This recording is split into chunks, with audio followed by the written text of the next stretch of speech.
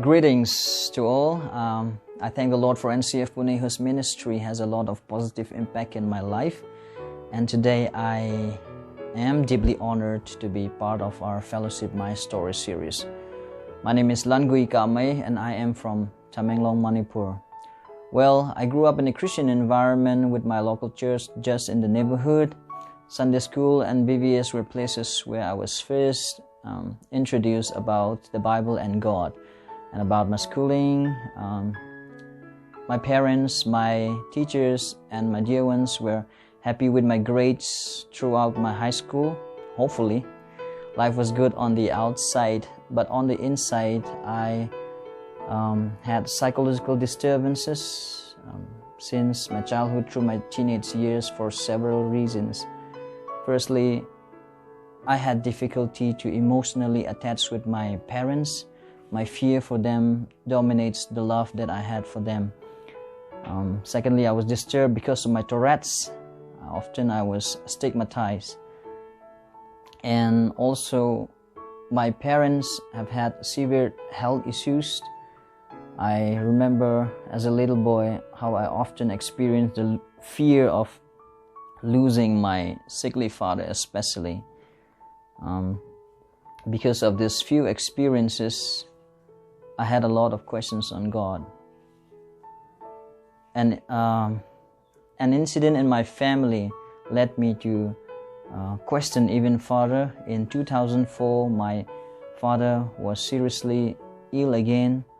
It was more intense than the other times, and I thought I would really lose him. On that occasion, few servants of God came to us and they prophesied that the sickness is a reminder of a commitment that I needed to make with the Lord.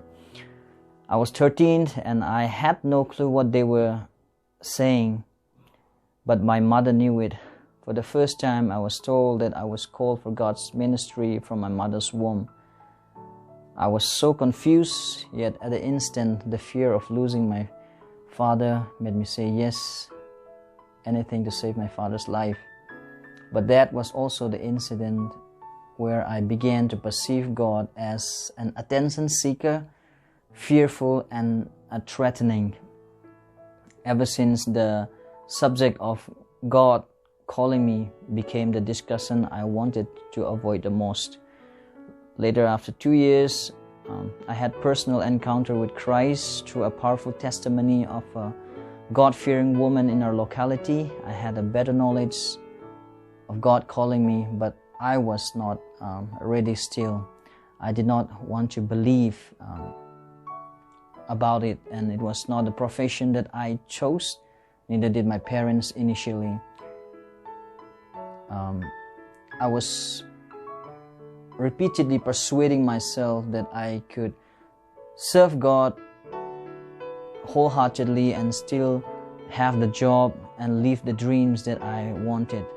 Gradually, I tried to run away from that thought and live the life of my own in all foolishness that God would release me if I did not care. For 6 years or little more, I fought against the thought of God's call in my life on my own.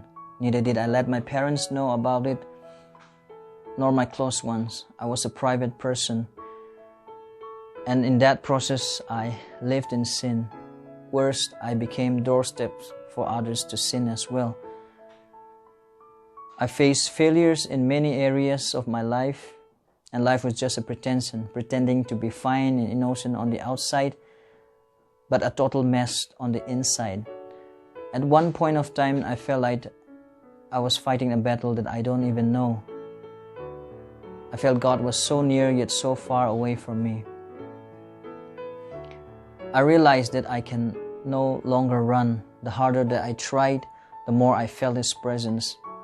So I slowly started to take time to think of the thoughts that I have long avoided about God's love, about His work in my life, about God's calling.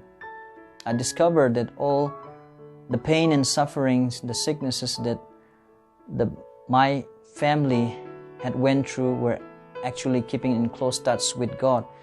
And I cannot imagine myself or how my family would be living without God's continual dealings in my family.